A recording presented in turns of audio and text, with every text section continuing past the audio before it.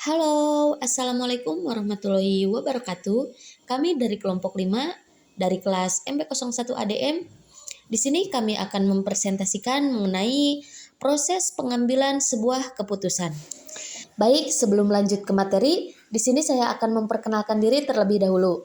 Perkenalkan, nama saya Wulan Purnamasari. Di sini saya sebagai moderator sekaligus pemateri. Dan teman saya yang bernama Pahita Amalia, beliau sebagai pemateri. Dan yang terakhir ada Amalia Lutfiani, beliau juga sama sebagai pemateri. Baik, mungkin pembahasan yang pertama yaitu akan disampaikan oleh Saudari Pahita Amalia dan nanti akan dilanjut pembahasan yang kedua oleh Amalia Lutfiani. Untuk Saudari Pahita dipersilahkan untuk menyampaikan materi. Proses pengambilan keputusan konsumen terdiri dari beberapa tahapan. Di antaranya yaitu yang pertama ada pengenalan kebutuhan. Pengambilan keputusan konsumen berawal ketika pembeli mengenali masalah atau kebutuhannya masing-masing. Kebutuhan tersebut dapat tercetuskan oleh rangsangan internal maupun rangsangan eksternal. Dan yang kedua yaitu dalam pencarian informasi. Yang menjadi perhatian utama pemasar adalah sumber-sumber informasi utama. Sumber informasi utama itu terbagi ke dalam 4 kelompok. Yang pertama yaitu dari sumber pribadi, misalnya tuh dari keluarga, teman, tetangga, ataupun kenalan yang merekomendasikan suatu produk tersebut. Untuk yang kedua yaitu dari sumber komersial, misalnya didapatkan dari iklan ataupun rekomendasi dari penjaga toko misalnya.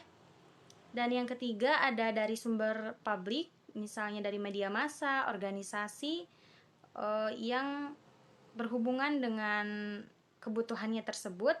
Dan yang keempat yaitu dari sumber pengalaman, misalnya tuh si konsumen tuh telah merasakan sendiri khasiat dari produk tersebut dan dia tuh menginginkan kembali produk itu. Yang ketiga ada evaluasi alternatif.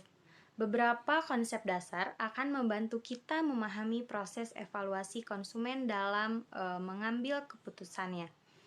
Yang pertama, konsumen berusaha untuk memenuhi kebutuhan. Yang kedua, konsumen mencari manfaat tertentu dari solusi produk. Dan yang ketiga, konsumen itu memandang masing-masing produk sebagai sekumpulan atribut dengan kemampuan yang berbeda-beda dalam memberikan suatu manfaat untuk memuaskan kebutuhan konsumen. Yang keempat ada keyakinan dan sikap. Evaluasi sering mencerminkan keyakinan dan sikap. Melalui bertindak dan belajar, orang mendapatkan keyakinan sikap. Keduanya kemudian mempengaruhi perilaku pembelian mereka. Untuk keyakinan adalah gambaran pemikiran yang seseorang anut tentang gambaran sesuatu. Keyakinan orang tentang produk atau merek mempengaruhi keputusan pembelian mereka. Yang tak kalah pentingnya itu adalah keyakinan sikap. Sikap atau attitude adalah evaluasi perasaan, emosi, dan kecenderungan tindakan yang menguntungkan atau tidak menguntungkan dan bertahan lama pada seseorang terhadap objek atau gagasan tertentu. Orang memiliki sikap terhadap hampir semua hal, seperti misalnya agama, politik, pakaian, musik, makanan, ataupun hal yang lainnya. Dan yang selanjutnya yaitu ada model harapan dan nilai. Konsumen akhirnya mengambil keputusan terhadap berbagai merek melalui prosedur evaluasi atribut. Mereka mengembangkan suatu perangkat keyakinan tentang tempat masing-masing merek berdiri pada setiap atribut. Model harapan nilai atas pembentukan sikap menyatakan bahwa konsumen mengevaluasi produk atau jasa dengan menggabungkan keyakinan merek. Mereka positif dan negatif menurut kepentingannya. Dan untuk yang terakhir itu ada proses keputusan pembelian. Proses psikologis dasar memainkan peranan penting dalam memahami bagaimana konsumen benar-benar membuat keputusan pembelian mereka. Perusahaan yang cerdas berusaha untuk memahami proses keputusan pembelian pelanggan secara penuh. Semua pengalaman dalam pembelajaran memilih, menggunakan, dan bahkan menyingkirkan produk. Periset pemasaran telah mengembangkan model tingkat proses keputusan pembelian konsumen melalui 5 tahap, yaitu yang pertama ada keputusan pembelian, yang kedua ada faktor-faktor yang mengganggu, yang ketiga perilaku pasca pembelian, yang keempat ada kepuasan pasca pembelian, yang kelima yang terakhir itu ada tindakan pasca pembelian. Evaluasi alternatif terdiri dari 1. Konsumen berusaha memenuhi kebutuhan. 2. Konsumen mencari manfaat tertentu dari solusi produk. Yang ketiga, konsumen memandang masing-masing produk sebagai sekumpulan atribut dengan kemampuan berbeda-beda dalam memberikan manfaat untuk memuaskan kebutuhan konsumen. Keyakinan dan sikap. Melalui bertindak dan belajar, orang mendapatkan keyakinan sikap. Keduanya kemudian mempengaruhi perilaku pembelian mereka. Keyakinan adalah gambaran pemikiran yang seseorang panut tentang gambaran sesuatu. Keyakinan orang tentang produk atau merek mempengaruhi keputusan pembelian mereka.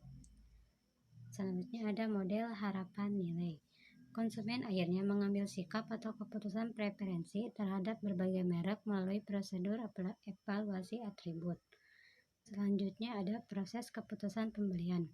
Keputusan pembelian konsumen melalui 5 tahap, yaitu 1. Keputusan pembelian, 2. Faktor-faktor yang mengganggu, 3. Perilaku pasca pembelian, yang keempat ada kepuasan pasca pembelian, yang kelima ada tindakan pasca pembelian. 2. Model pengambilan keputusan konsumen, yakni berdasarkan perspektif pengambilan keputusan, perspektif eksperiensial, dan perspektif pengaruh perilaku. 1. Perspektif pengambilan keputusan. Konsumen sebagai individu yang memiliki masalah, kemudian mencoba memecahkan masalah tersebut. Salah satunya dengan melakukan pembelian barang atau jasa. Yang kedua ada perspektif eksperiensial atau pengalaman. Perspektif itu melihat individu memutuskan sesuatu bukan karena rasional. Dalam perspektif eksperiensial, individu melakukan beberapa hal, seperti membandingkan biaya atau membandingkan manfaat untuk keuntungan pribadinya berdasarkan emosional. 2. Hasil proses. Menurut Setiadi, 2008-416, keputusan pembelian merupakan perilaku konsumen dalam memperlakukan pengambilan keputusan konsumen sebagai pemecah masalah yang dihadapinya. Menurut Kotler dan Keller, 2009-234, keputusan pembelian merupakan proses psikologis dasar. Ini memainkan peran penting dalam memahami bagaimana konsumen secara aktual mengambil keputusan pembelian. Para pemasar harus memahami setiap sisi perilaku konsumen. Para konsumen melewati 5 tahap proses pembelian, yaitu pengenalan masalah, pencarian informasi, evaluasi alternatif, keputusan pembelian, dan perilaku pasca pembelian. Baik, mungkin untuk pembahasan yang selanjutnya yaitu akan dilanjut oleh saya sendiri. Nah, di sini itu ada pemasaran berdasarkan hubungan. Pemasaran berdasarkan hubungan atau relationship marketing yaitu adalah sebuah kegiatan pemasaran yang bertujuannya untuk membangun sebuah hubungan yang berjangka panjang dengan pemangku pentingnya yang berkontribusi terhadap sebuah kesuksesan sebuah pemasaran.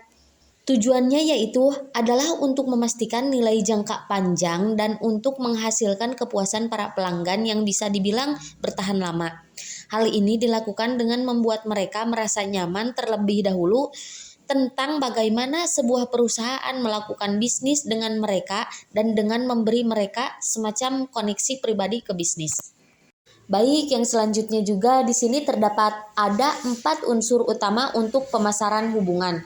Di antaranya ada pelanggan, karyawan, mitra pemasaran. Mitra pemasaran itu bisa disebut juga pemasok atau distributor.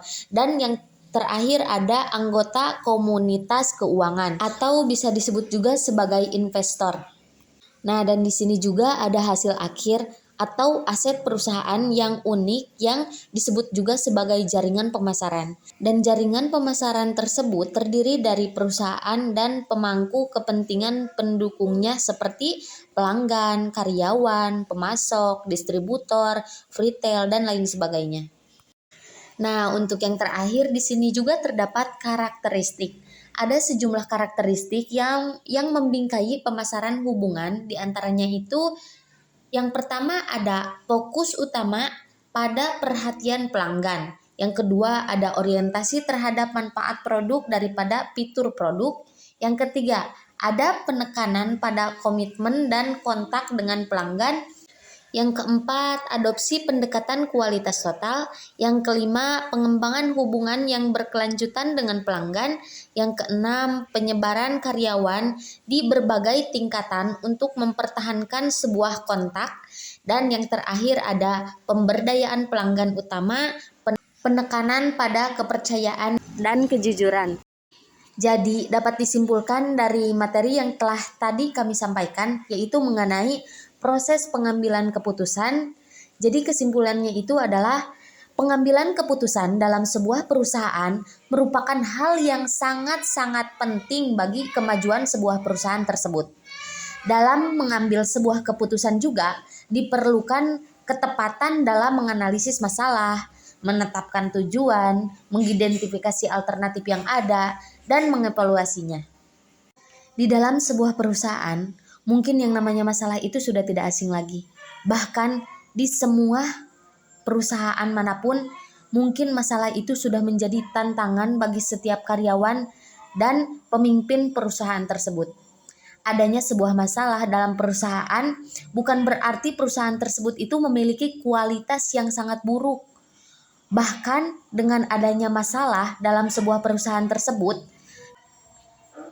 pimpinan dituntut untuk mengambil sebuah keputusan yang tepat dalam menyelesaikan sebuah masalah yang ada di dalam perusahaan tersebut. Nah, jadi fungsinya pimpinan perusahaan itu untuk mencari jalan keluar dalam sebuah permasalahan, dan karyawan itu untuk membantu si pimpinan tersebut.